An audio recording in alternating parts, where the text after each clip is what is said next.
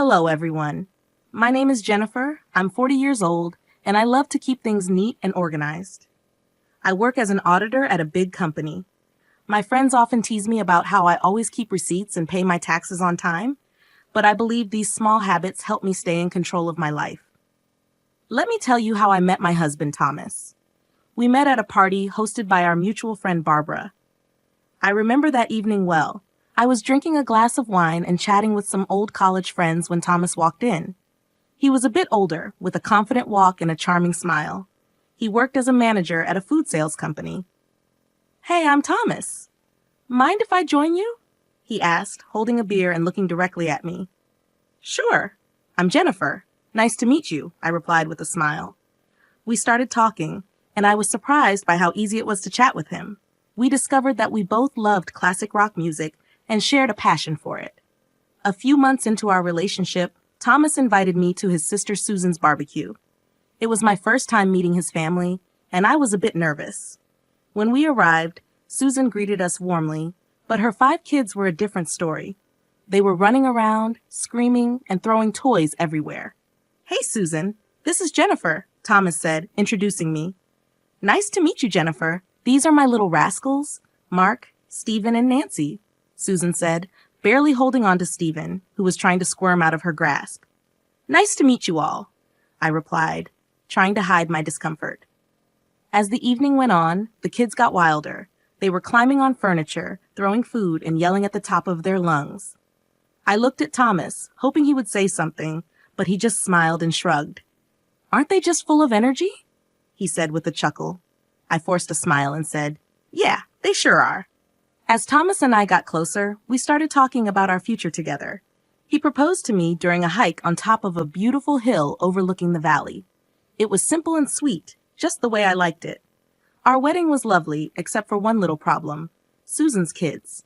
They were running around, making a mess, and being loud. Susan didn't seem to mind, and Thomas thought it was funny. "Look at them, they're having so much fun," Thomas said, laughing as he watched them spill drinks and toss food around. "Yeah, but they're also making a huge mess," I replied, trying to keep calm.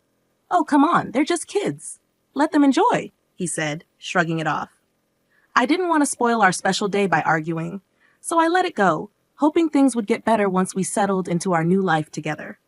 After we got married, Thomas and I decided to buy a house. We had been living in a rented apartment, but we wanted a place of our own. I was really excited about this new chapter in our lives. One evening after work, Thomas and I sat down to talk about our finances and how we would manage the costs for our new home. "Jennifer, we need to figure out how we're going to split the costs," Thomas said, leaning back on the couch. "Yeah, I've been thinking about that too," I replied. "I can handle the furniture, appliances, and some art pieces. What about you?" "Well, I was thinking I could buy you a new car. I know your old one is giving you trouble," Thomas suggested. I was surprised and happy. "Really? That would be amazing. My car is practically falling apart." "Yeah, I've seen it struggle. It's time you had something reliable," he said with a smile. We started house hunting right away. After a few weeks of looking, we found a beautiful house that we both loved. It was a bit expensive, but we decided it was worth it. Moving in was a busy process, but I was excited about decorating our new home. I spent a lot of time picking out furniture and appliances, making sure everything was nice and stylish. One Sunday, Thomas surprised me with the new car. It was a sleek, shiny sedan, and I was thrilled. "Thomas, this is incredible. Thank you so much." I hugged him tightly and exclaimed, "Thank you so much, Thomas. This means a lot to me." "You're welcome, Jennifer. You deserve it," he said, looking proud of himself. As we settled into our new home, things seemed to be going well. We both enjoyed our jobs and loved coming home to our cozy house. But small things started to bother me. Thomas's laid-back attitude, which I once found charming, was beginning to annoy me, especially when it came to household chores. "Thomas, can you help me with the dishes tonight?" I asked one evening after dinner. Jen, I had a long day at work. Can't we just leave them for tomorrow?" he replied, looking at me with pleading eyes. "Thomas, we can't keep putting things off. I'm tired too, but we need to keep this place clean," I insisted. "Fine, I'll do it," he said with a heavy sigh as he got up from the couch. A few months into our marriage, I started worrying because I couldn't get pregnant. It was really stressing me out. I went to the doctor and he told me to be patient, that it would happen when the time was right. Still, it was hard not to worry about it. Meanwhile, Thomas's sister Susan, with her 5 kids, was visiting a lot. Susan lived in a neighboring state, but you'd think she lived next door with how often she was around. Every time she came over, she'd unload all her problems with her husband on me. It was nonstop. During dinner, while we were trying to relax, she'd be at it, talking about her issues. "Jennifer, you won't believe what Jacob did this time," Susan would start, rolling her eyes. "Susan, can we talk about something else for once?" I'd ask, trying to steer the conversation away from her marital drama. "Oh, come on, Jennifer. I need to vent. You're the only one who understands," she'd reply, not getting the hint at all. And her kids were a nightmare as soon as they stepped into our house. It was like a circus. They'd run around fighting with each other, throwing food, and just being loud. After a long week at work, all I wanted was some peace and quiet, but that was impossible with those kids around. "Guys, can you calm down, please?" I'd say, trying to keep my cool as they tore through the living room. "Why are you always so uptight, Jen?" Susan would snap at me whenever I tried to get her kids to behave. "They're making a mess, Susan. I just cleaned the house." I'd respond, feeling my patience wearing thin. "Well, maybe if you had your own kids, you'd understand," she shot back one day, her words hitting me like a punch in the gut. I was shocked by how insensitive she was, especially since she knew how hard I was trying to get pregnant. It felt like a slap in the face. And I couldn't believe Thomas didn't say anything to defend me. "Thomas, are you going to let her talk to me like that?" I asked, my voice trembling with anger and hurt. "Jennifer, calm down. You're making a big deal out of nothing," he said, taking her side again. "A big deal out of nothing? She just insulted me in my own home," I shouted, feeling tears start to form. I was so fed up. I couldn't keep living like this, constantly being disrespected in my own home, with my husband always siding with his sister. It was clear that something had to change, and soon. One Sunday, Susan showed up with her 5 kids. She dumped them on me and said, "Jennifer, I need a break from parenting. I'm going shopping." I couldn't help but chuckle at her mention of parenting. The woman barely knew what that meant. Every time she was here, it was like a zoo. "Fine, Susan, but you better be quick," I said, already feeling stressed. "Thanks, Jennifer. You're a lifesaver," she chirped, grabbing her purse and bolting out the door before I could say anything else. Great, I thought, just what I needed. I was in the kitchen trying to cook dinner.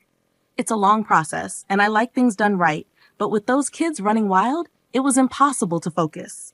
They were yelling, running around, and making a mess. "Guys, can you keep it down?" I shouted from the kitchen, hoping they'd listen for once. Of course they didn't. Suddenly, I heard a loud crash. My heart sank. I ran into the living room, and there it was. My grandfather's antique Chinese vase shattered on the floor. My chest tightened with anger and frustration. What happened here? I screamed, looking at the kids who were now standing still, looking guilty. "We were just playing," one of them mumbled, not meeting my eyes. "This vase is priceless. It's from my grandfather. Do you have any idea what you've done?" I was livid, shaking with anger. Just then, Thomas walked in, looking all calm and clueless. "What's going on?" "Thomas, your nephews just broke my grandfather's vase. Look at this mess." I pointed at the shattered pieces on the floor. "Calm down, Jennifer. It's just a vase. We can get it fixed," Thomas said, shrugging like it was no big deal. "Just a vase? This isn't about the vase, Thomas. It's about respect. I'm tired of this. Every time Susan comes over, our house turns into a mess, and you don't care," I shouted, my voice cracking with frustration. Just then, Susan walked in with shopping bags, looking annoyed. "What's all this yelling about?" "Your kids broke my grandfather's vase, Susan. Look at this mess," I pointed at the floor, trying to hold back my tears. "Well, maybe you should have kept a better eye on them, Jennifer," she said, not even bothering to apologize. "Are you kidding me? They're your kids, Susan. I shouldn't have to watch them," I replied, furious, my hands shaking with anger. Thomas just shook his head, looking annoyed. "You're overreacting, Jennifer. Just drop it." "Overreacting? I've had enough of this. I'm tired of being treated like I don't matter in my own home," I screamed, the tears finally spilling over. Thomas just stood there, silent and cold, while Susan smirked like she had won something. I couldn't take it anymore. I stormed out of the room, feeling a mix of anger, hurt, and betrayal. We had been dealing with Susan and her kids' chaotic visits for months, but I had no idea what was coming next. One morning, Thomas was sitting at the kitchen table, munching on his toast, when he casually dropped a bombshell on me. "Jennifer, I need to tell you something. Susan's getting divorced, and she's moving in with us with the kids for a few months," he said, like he was just telling me the weather. I almost dropped my coffee. "What? Are you serious? Our house is already a madhouse when they visit for a day. How are we supposed to handle them living here for months?" "She's my sister, Jennifer. She needs our help. You need to be more understanding," he said, looking at me like I was the one being unreasonable. "Understanding? I've been more than understanding, Thomas. But this is too much. Why can't we rent a place for her nearby? I'll even pay for the first month's rent," I suggested, trying to keep my cool. "No, she'll be better off here. Plus, you can help with the kids and keep things clean," he said like it was the most obvious thing in the world. "I'm not a babysitter, Thomas. I work too, and I need to relax when I get home," I said, my frustration boiling over. "Stop being so selfish, Jennifer. It's family. They need us," Thomas said, his tone getting sharper. "I'm not being selfish, Thomas. I'm just asking for a fair solution. I don't want my life turned upside down," I said, feeling my anger rise. "Well, they're coming tomorrow evening, so you better get used to the idea," he said, standing up and leaving the kitchen. I couldn't believe it. I felt completely blindsided and betrayed. The next morning, I woke up early, still fuming from our argument. I got dressed for work and went to grab my car keys, but they were nowhere to be found. When I called Thomas, he answered, sounding way too calm for my liking. "I took the car," he said. "It's mine, remember? I'm giving it to Susan so she can use it for the kids," he said. I was stunned into silence for a moment. "You're giving my car to Susan? Are you serious right now?" "It's not your car, Jennifer. I paid for it, and she needs it more than you do," he said matter-of-factly. "That's the last straw, Thomas. You've taken everything from me, and I'm done," I said, my voice shaking with anger. "What are you talking about? Don't be dramatic, Jennifer," he said, clearly not understanding. I stood there in the hallway, holding my phone, unable to believe what was happening. It felt like a nightmare I couldn't wake up from. How had things gotten so bad? I picked up the phone and called a moving company. "Hi, I need a team to move some furniture and appliances today. It's urgent." The movers arrived a couple of hours later. I showed them around the house, pointing out the items to be moved. "Take everything, the beds, sofas, chandeliers, even the faucets in the bathroom."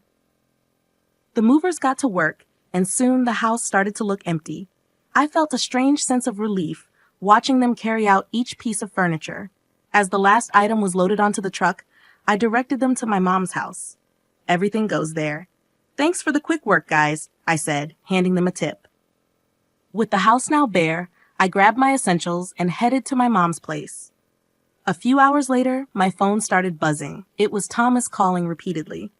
I ignored the calls, feeling a mixture of anxiety and empowerment. That evening, there was a loud knock on my mom's door. I opened it to find Thomas standing there, looking furious. "What the hell, Jennifer? What did you do?" he shouted as he stormed into the living room. "I took my stuff, Thomas. You took the car, so I took what I bought," I said, keeping my voice calm. "This is insane. You stripped the house bare. Where are Susan and the kids supposed to sleep?" he yelled, his face red with anger. "That's your problem, Thomas. You made this mess. Now you deal with it," I replied, crossing my arms. "You're a thief, Jennifer. You stole everything," he shouted, waving his arms around. "I didn't steal anything. Here are the receipts," I said, pulling out a folder and showing him the proof of purchase for all the furniture and appliances. He looked through the receipts, his anger turning to frustration. "Fine, Jennifer. If this is how you want to play it, I'll file for divorce." I took a deep breath and handed him a stack of papers. "Already done. Here are the divorce papers. Sign them and we're done." He stared at the papers, his face pale. "You're really serious about this, aren't you?" "Dead serious, Thomas. I deserve better than this," I said, feeling a strange sense of calm wash over me. He took a pen from his pocket, signed the papers without another word, and handed them back to me. "Fine, Jennifer. Have it your way." I watched as he turned and walked out of my mom's house, the door slamming behind him. I stood there for a moment, feeling a mix of relief and sadness. It was over. and I knew it was the right decision. That night, I sat down with my mom and talked about everything that had happened. She was supportive and agreed that I had made the right choice. Jennifer, you've been through a lot. It's time you focused on yourself and your happiness, she said, giving me a comforting hug. Thanks, Mom. I just need some time to figure things out, I replied, feeling a weight lifted off my shoulders. Over the next few days, I started to settle into a new routine. I began organizing my new space at my mom's house and planning my next steps. It was a fresh start, and for the first time in a long time, I felt hopeful about the future. I knew the road ahead wouldn't be easy, but I was ready to face it. I had taken back my life, and there was no turning back. After divorcing Thomas, we sold our house and split the money. It was time to set up my own place. My mom's house was great for a while, but I needed my own space. One afternoon, I was sitting in the kitchen with my mom, looking at listings on my laptop. Mom, I think I found a place that looks perfect. It's a small apartment downtown, close to work, I said, showing her the pictures. She looked over my shoulder and smiled. That looks nice, Jennifer. Have you called the realtor yet? Not yet, but I'm going to do that right now, I said, feeling a bit excited. I dialed the number and waited for the realtor to pick up. After a few rings, a friendly voice answered. Hello, this is Patrick. How can I help you? Hi, Patrick. My name is Jennifer. I'm interested in the apartment you have listed downtown. Is it still available? I asked, crossing my fingers. Yes, it's still available. Would you like to schedule a viewing? He replied, sounding hopeful. Absolutely. How about tomorrow afternoon? I suggested, trying to sound calm. That works for me. I'll see you at 4 p.m., Patrick said before we ended the call. The next day, I headed downtown to meet Patrick and check out the apartment. When I arrived, he was waiting outside the building with a friendly smile on his face. Hi, Jennifer. Nice to meet you. Let me show you around, he said, shaking my hand.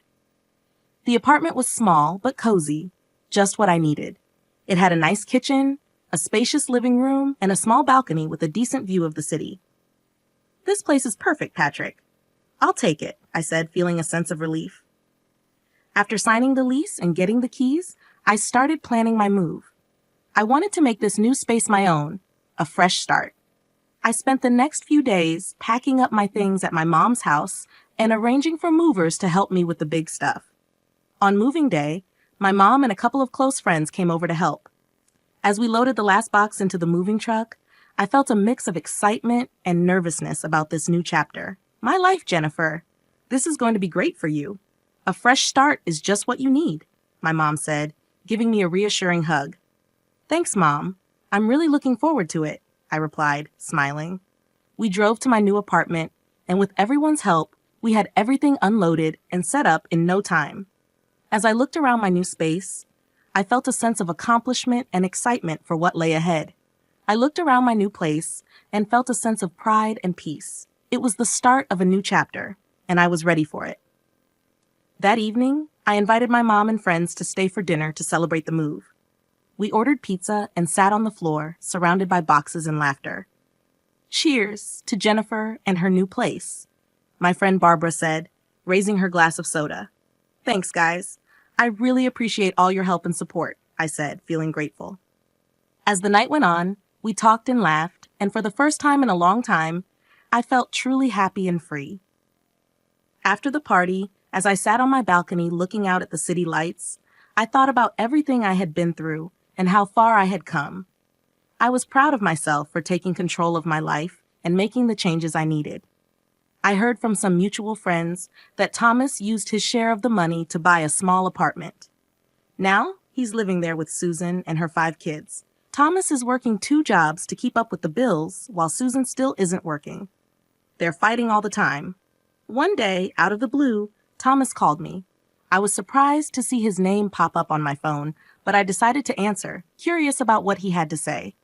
Hello, Thomas. What's up? I answered, trying to keep my voice neutral. Jennifer, please just hear me out, he started, sounding desperate. I know I messed up. I'm so sorry for everything. I didn't realize how hard it was for you with Susan's kids. I couldn't help but laugh a little. Really, Thomas? You're realizing this now after all this time? Yeah, I know it's late, but I'm serious. I've been thinking a lot, and I miss you. I miss us. Can we start over?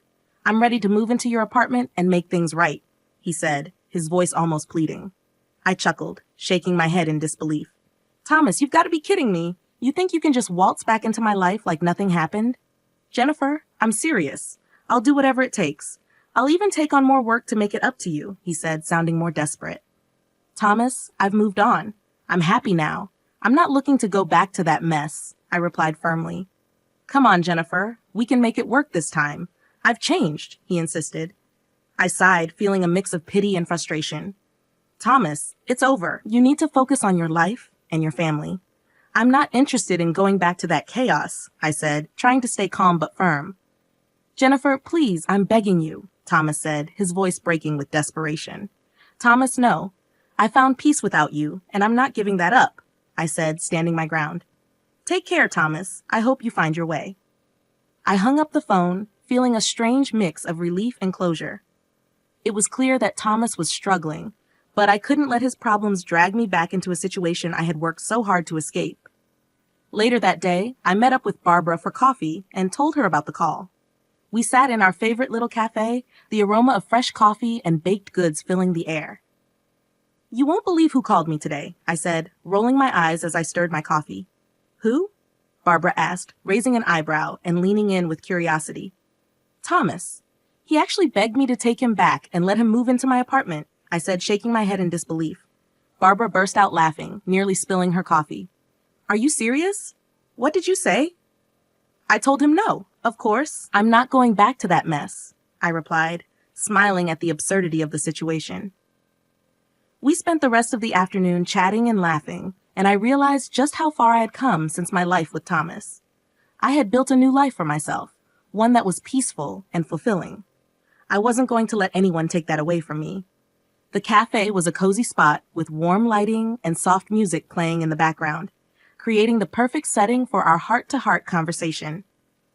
As the sun began to set, casting a golden glow over the city, we decided to take a walk along the river. The cool breeze was refreshing, and the sound of water flowing gently against the banks added a calming effect to our stroll. I can't believe how much has changed in just a few months, I said, looking out over the water, the lights from the buildings reflecting off the surface like tiny stars. You've come a long way, Jennifer. I'm really proud of you, Barbara said, giving me a supportive pat on the back. You're stronger than you think, you know. Thanks, Barbara. I feel like I finally closed that chapter of my life, I said, a sense of relief washing over me as we continued to walk. I'm ready to move forward with confidence and joy. The next few days were busy but fulfilling. I started to settle into a new routine and began organizing my new space at my mom's house. It felt good to have my own place again, even if it was temporary. My mom's house was warm and welcoming, and she was incredibly supportive during this transition period. I spent a lot of time decorating my room, making it feel like my own little sanctuary.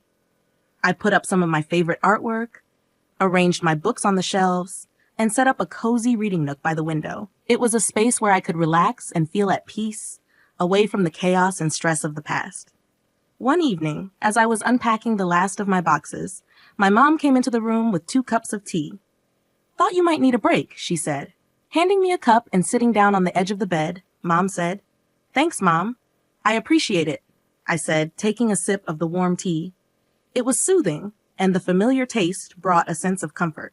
You've been through a lot, Jennifer. It's time you focused on yourself and your happiness, she said, giving me a comforting hug. You deserve it. I just need some time to figure things out, I replied, feeling a weight lifted off my shoulders as I looked around my new space. Over the next few days, I continued to adjust to my new life. I started planning my next steps, looking into new opportunities, and setting goals for the future. It felt like a fresh start, and for the first time in a long time, I was genuinely excited about what lay ahead. One afternoon, I decided to go for a walk in the nearby park. The weather was perfect, with a gentle breeze and clear blue skies. As I walked along the tree-lined paths, I thought about all the changes I had made and how far I had come. I felt a deep sense of satisfaction and peace, knowing that I was on the right path. I bumped into some old friends while walking and ended up spending the afternoon catching up with them. It was great to reconnect and share my experiences, and they were happy to see that I was doing well.